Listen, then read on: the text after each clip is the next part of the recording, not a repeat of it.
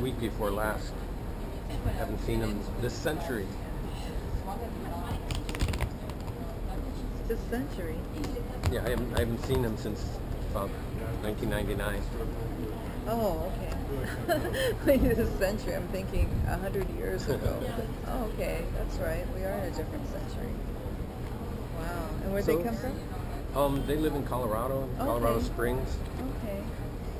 I have a friend in Colorado you should meet, actually. Oh, yeah? Yeah. Cause, I lived there for a while, Boulder and Denver. in Boulder, and he lives in Empire. Okay, I've heard of that. Yeah. I'm not sure where that is. He's very, very much a revolutionary. Oh, yeah? Yeah. That's how I identify myself now. I'd say I'm a radical Yeah. revolutionary. And he, I met him there once. I went to go visit him, and at that time, Amy Goodman. Oh, Amy Goodman. Yeah, I love Amy. She wasn't that well known. He hates her now. He just really? talks about her so badly. I don't watch TV anymore. Yeah. I used to watch Democracy Now! Yeah. We actually went drinking with her, man. She was drinking. Oh, really? He worked on a movie called Panama Deception because he had gone to the Noriega trials in Miami, and he took all these notes. So Barbara, I can't remember her name now, the documentary filmmaker, asked him to get involved with her film. So that's how I met him, and he was hanging out with Oliver Stone, or trying to do some work with Oliver Stone. And what was this question? Well, I just wanted to find out a little bit more about my love life. You invited me to explore that before I decided to explore death last time, and so that I'm back to that. Okay. You can find more insights there. I appreciate it because I do spend a lot of time wanting it to be in my life, and I approach lots of women, but for one reason or another. They either don't find me attractive or they just want to be friends. That's the killer right there, Get stuck in the friend zone. And then the women I am sexually active with, it's just not satisfying. I don't know. I keep hoping that it'll gel with somebody, but I'm continually frustrated.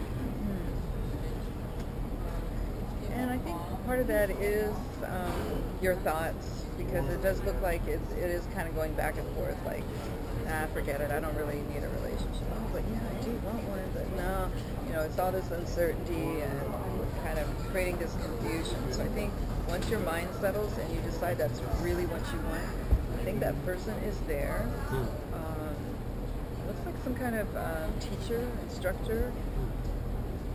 Yeah, that might be part of why this might take a while, because I think, you kind of consider yourself where you are, your knowledge and your abilities, that you don't really need a teacher. You kind of, you have it all. I mean, you've done it. You've done a lot. So maybe this person's a little, not so much intimidating, but you feel like, are you going to butt heads? Because, they're going to feel like they have a lot to share too, in terms of knowledge, in terms of, teaching you something. So maybe you feel like, I don't want somebody like that. I want, either to be equal or, Aries is a very dominating sign. It can't help it. I mean, every sign, the energies of that sign, it cannot help what it is. You can just work with it once you know it. But Aries does have a tendency to be very dominating. It's just because it's the leader, right? Aries is the leader. So if Mars makes it jump out there and tell other people what to do, and so that might be where it gets stuck. So I don't think of myself as an autocrat, but when I talk to my brothers and sisters, our recollections of childhood are very different. I think I was a good older brother to everybody, but I get some feedback. Oh no, you were terrible. I don't know. Do they say you were bossy or? Yeah, but I really don't get it. I don't.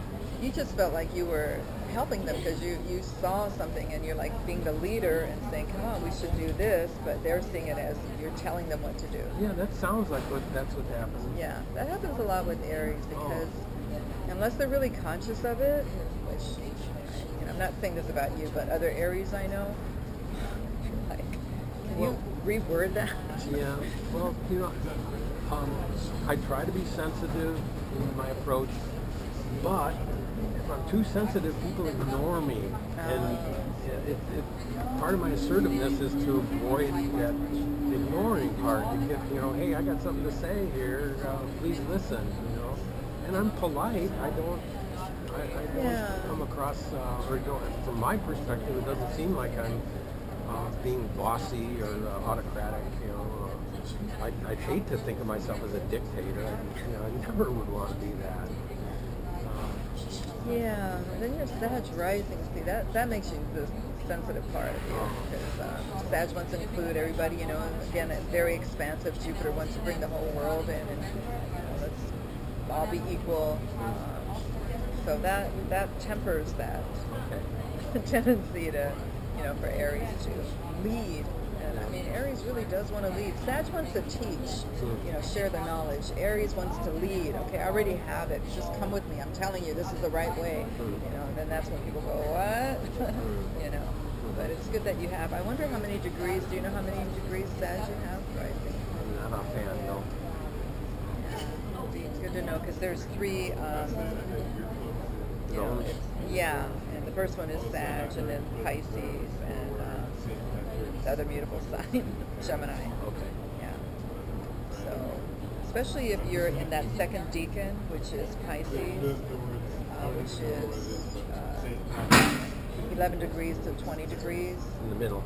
Yeah, that would give you a lot of more sensitivity. Okay. So, I'll look at that when I get home. Yeah, I think this person here is just kind of hovering, maybe in your sight, but not like you're going, oh yeah, So I think it's not going to be one of those head over heels, or it's going to be slow, and then there might be some jostling over knowledge. I mean, it really looks like this next relationship is very much about knowledge and thoughts and teaching and learning. And do you get a sense of an age range at all? it looks kind of youthful, actually. Okay. That person.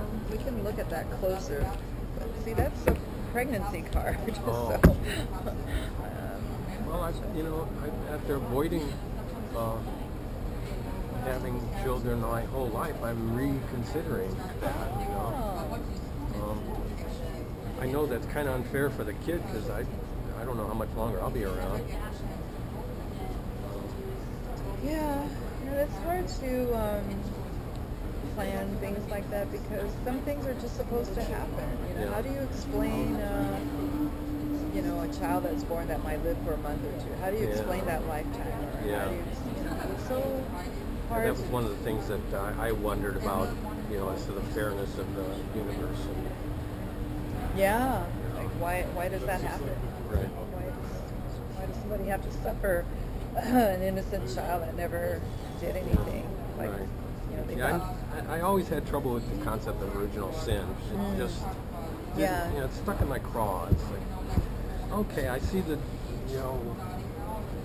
how mankind could all collectively be responsible for something, but it's the things like, the innocent kid. What did they do?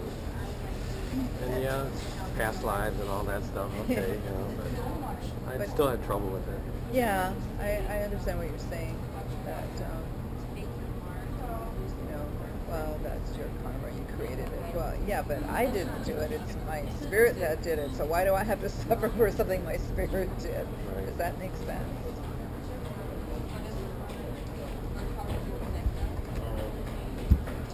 You tried to do it differently each time.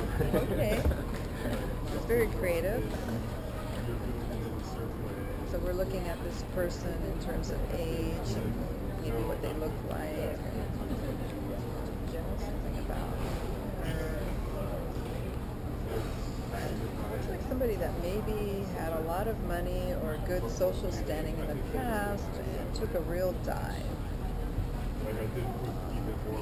But is coming around again. Yeah, the emotional level is very stable. Like this is somebody that you can feel free to give your emotions to because they are returned. Materially, there's maybe some questions. Age-wise, again, it looks like I don't know, young anymore, I guess. What do you consider young? Like in the 40s? Is that young to you, or 50s, or? Comparatively, yeah. So I think it's somebody younger, like maybe, I want to say like maybe a Uranian opposition, which is usually around 42. Okay. So somebody in that age group, in that generation.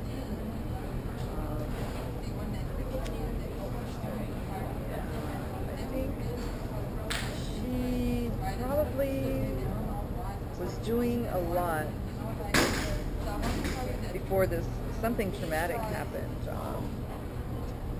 Let's say something, okay, age 40, 42. I don't know, it looks like something happened around some Saturn period. Or maybe it's a Jupiter return, which I have to figure out what years those are. I don't have that in my brain, but that's when there was like a tremendous loss for her. It looks like across the board, like materially, emotionally with a relationship. So everything kind of got lost. And then I'm thinking this person might be new to the area because it doesn't, actually looks like there's no travel. So maybe somebody who's been here a while, because it does look like there's no movement. Like this person hasn't really been traveling a lot. So I think this is somebody that's been here a while.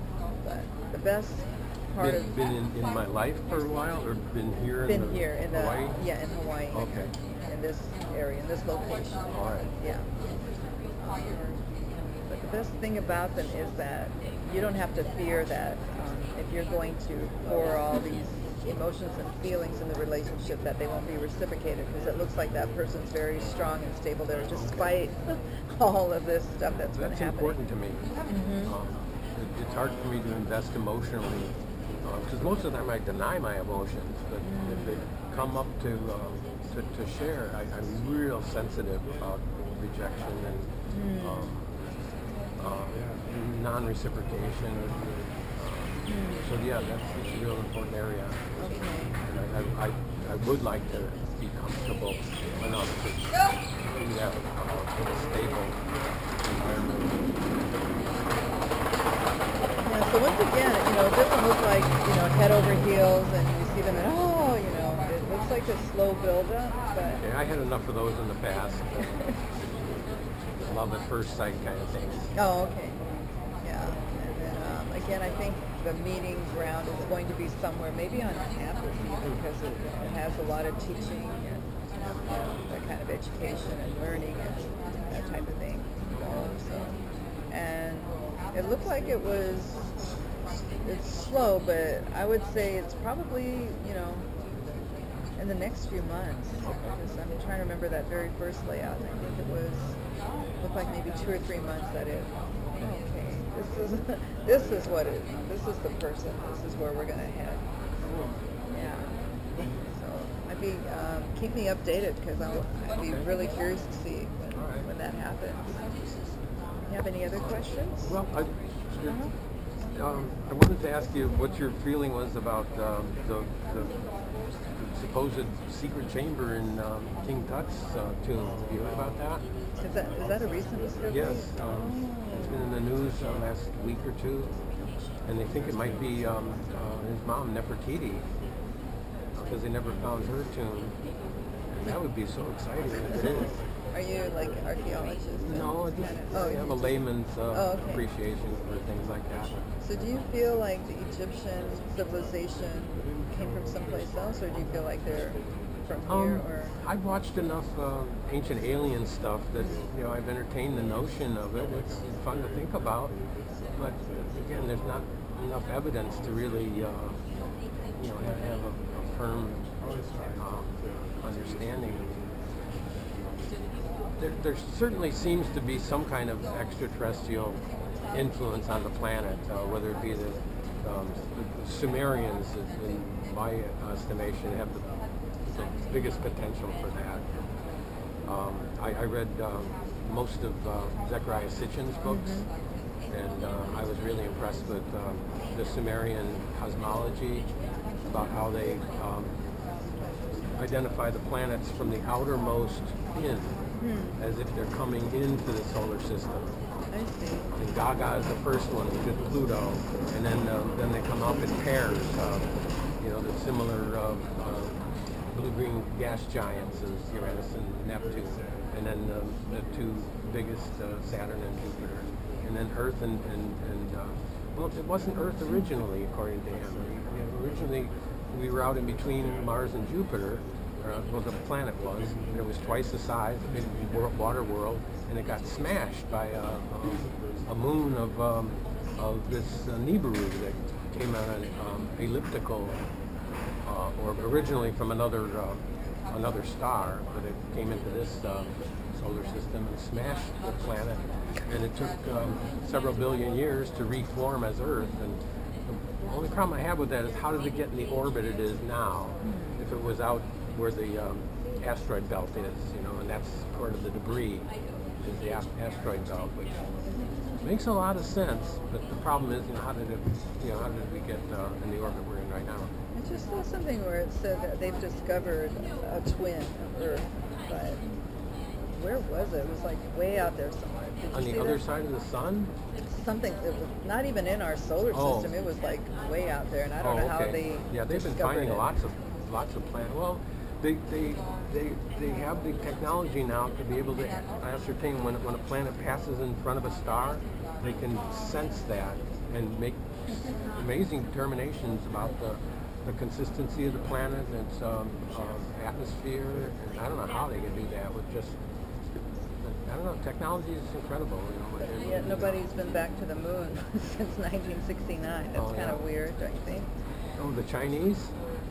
No, I mean, we went there in 1969, and then nobody's been there since. I mean, The Chinese sent some robots up there. Yeah, that was kind of cool. But not a human being, supposedly, like the U.S. did. So it's kind of weird, like, with all this technology, but yet it's 1979, 89, 99, 2009, and you still haven't sent any in 69 they sent, the computer technology was, what kids have in their playpens now. Exactly. So strange. Yeah. But these ancient civilizations that, I wonder about them because they knew so much. Like the meridian point that the Chinese deal with. Yeah. And then where did that knowledge come from? Yeah, and then you look at today, everything's like so backwards. Yeah. It seems like we're devolving. Yeah. Yeah, it's really, it's really strange. Yeah. So tell me about watermelon sushi. Watermelon sushi. It's a movie I made in 1990. I went to LA in '96. I wanted to be a screenwriter. I was living here and I had a bad breakup, so I said, I'm going to LA. I'm going to be a screenwriter. And it got an Oscar? No. No? Oh, I thought there was an Oscar in them. I looked on the website. Oh, okay. I'm standing where the Oscars are. Oh, okay. As a reporter, as a journalist, and I really did a lot of arts and entertainment journalist, so I got invited to everything. So that was backstage at the Oscars. Oh, okay. But I didn't go on that day. It was the day before they let the reporters come in and take pictures and stuff. Okay. So yeah. No, I wish how exciting. Everything went bad with the shoot. I had a producer who ripped me off. Oh. Her, let me find out.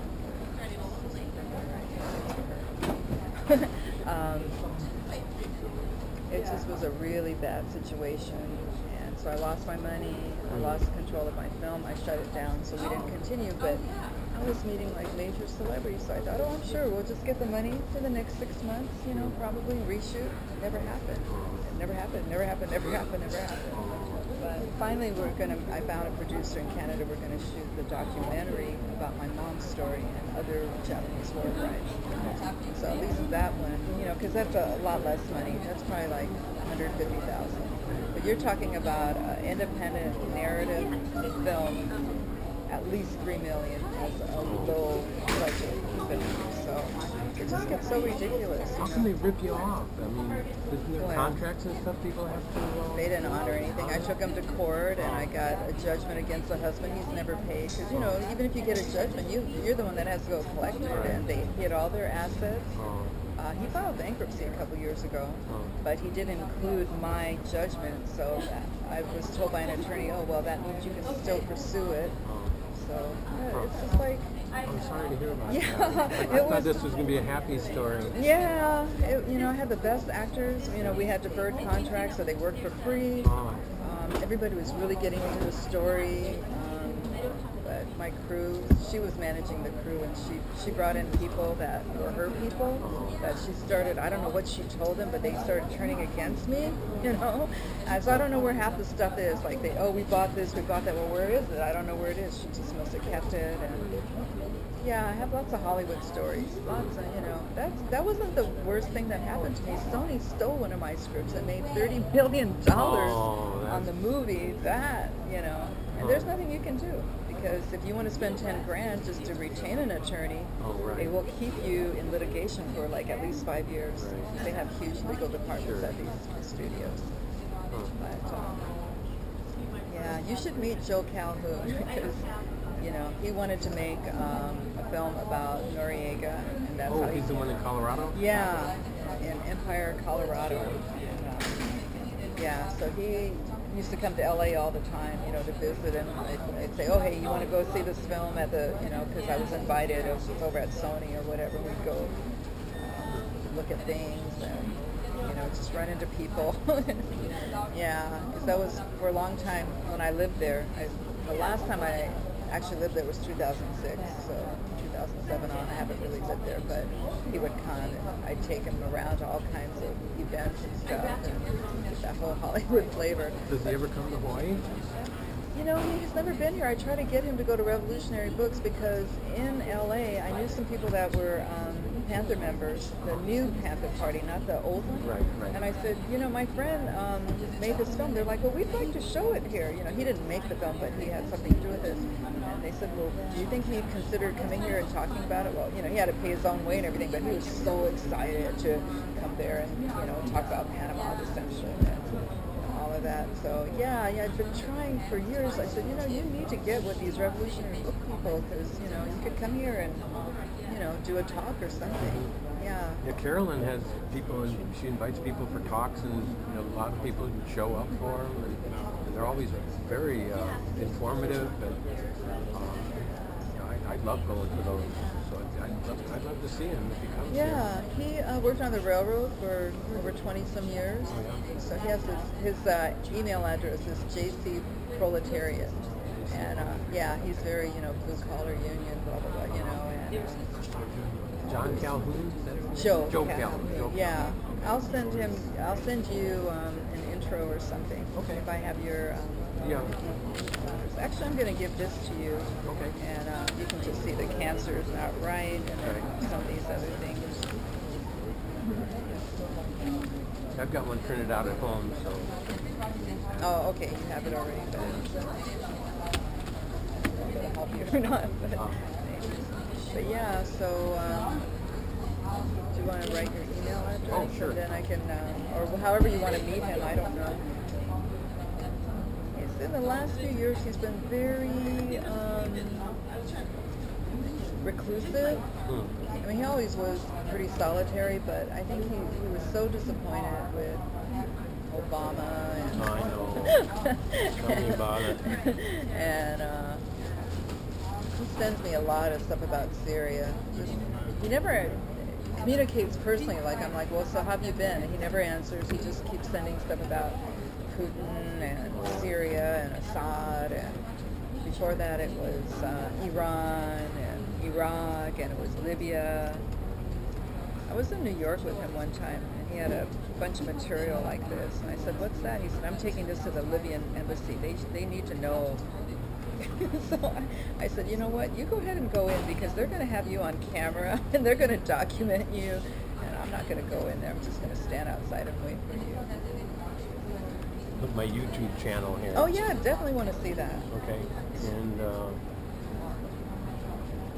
else do you need? Just your email address is empathetic listener 51. Okay, that's cool. And then he's JC Proletariat. I'll send you my novella if you're interested. Yeah, I am. I really am. Great. Yeah. I'd like as many of my friends to read it as they can. Oh, okay. Yeah. And the classes, are you taking a creative writing class? No, I just, one of my friends from Revolution Books, I ran into her on the bus, and she was on her way to class, and she told me about it.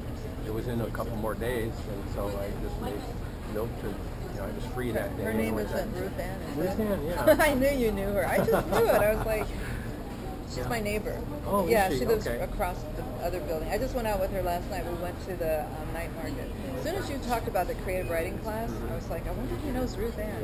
Yeah, I run into her on the bus way too often. I don't know why. It's just, she and I get on the same bus all the time. Yeah. So she does the zoo fence on the weekend. Oh, I didn't know that. Yeah, she does the artwork and she does mostly pineapples. Okay. Yeah. So my landlord introduced me to her. He said, oh, there's blah, blah, blah, there's an artist in the building. I said, oh, I want to do more visual art, And yeah, so we've been going to little things around town. I didn't know she was an artist. I just knew her because we were helping with the move at Revolution Books a couple of times. Okay. So we got to talk and we got to be friends that way. Okay. And then we went to, the first time I saw her was at the April 14th protest against police killings, and we went and testified at Kalia. Just so happened at the HPD headquarters, Kalia was reassessing them for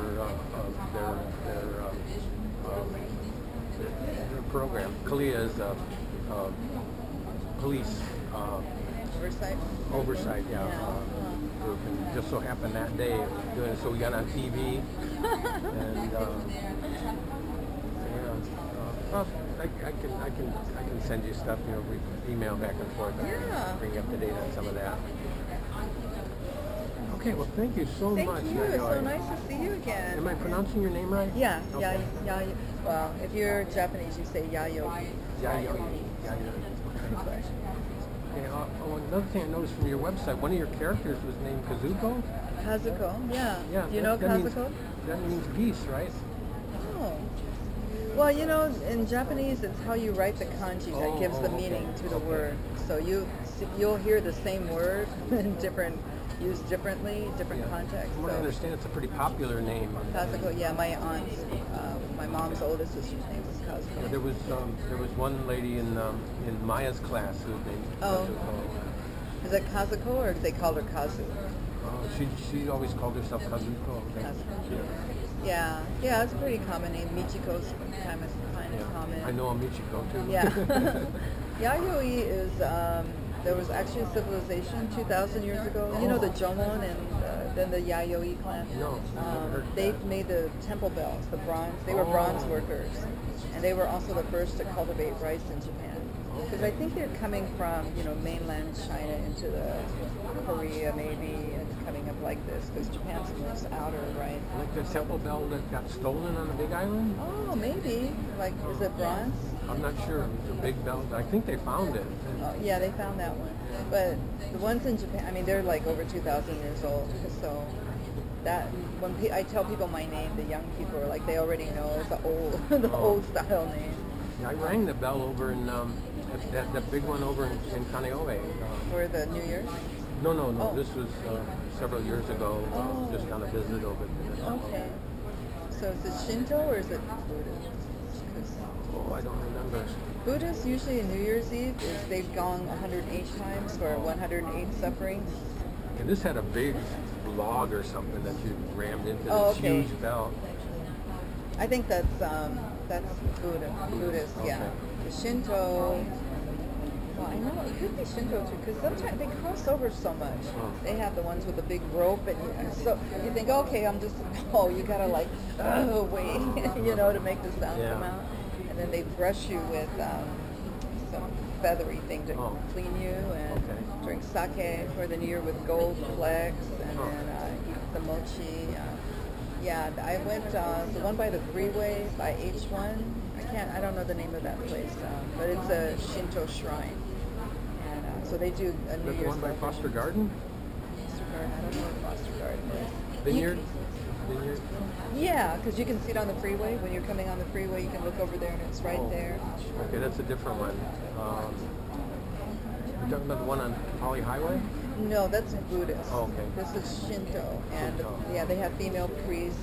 They wear like a white Oh. top, and yeah, priestesses, and you get a fortune. You put a quarter in, you get a fortune for the year.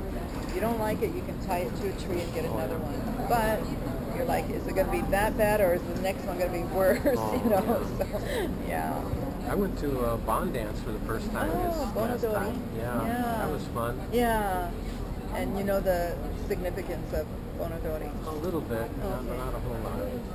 It's for the once a year the departed souls come back, and usually in the summertime they come back, and so we celebrate while they're here. But then we have to light the lanterns so they can find their way back when we're finished celebrating. Yeah.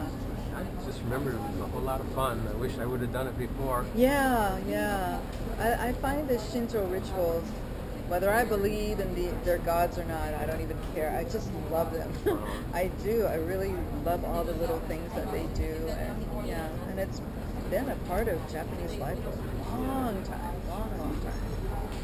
But you know, that's why Buddhism, when it came in, was so acceptable, because they just kind of melded together. They didn't like Islam and Christianity. Shinto predated the Buddhism coming to the Yeah. So that's like an indigenous belief, whereas Buddhism came from India, China, then came. Yeah. You know, the Japanese, they always have to perfect everything. So whatever. Put their own stamp on it. Exactly. So it's like you don't recognize it. Yeah, because we eat yokan. It's made out of beans, and it's like a jelly. It's sweet. It comes in a little square, and you slice it and eat it with tea. And I just read that originally it was made with sheep or something to make it gel in China. But when the Japanese Buddhist priests got a hold of it, they're like, oh no, you know, we don't do animals. So then they came up with this agar to make it gel. So. My dad loved living in Japan during Did he? occupation, yeah. Oh, he lived there during occupation. He was Japanese? No. Oh, he was military? He was military, U.S. Army. Okay. But he didn't marry Japanese? No, he had a sweetheart at home. Oh, okay. How long was he there? I think about 2 years, 46 to 48. Okay. That's when the first war prize came, in 1946. Yeah. And do you know where he was? He had all these pictures of Mount Fuji, so somewhere within range of Mount Fuji. It was a different kind of occupation, I guess, because MacArthur, that he kind of issued orders that it wasn't going to be like, you know, this confrontational type of occupation, that they were going to allow the Japanese to have as much of their culture as possible.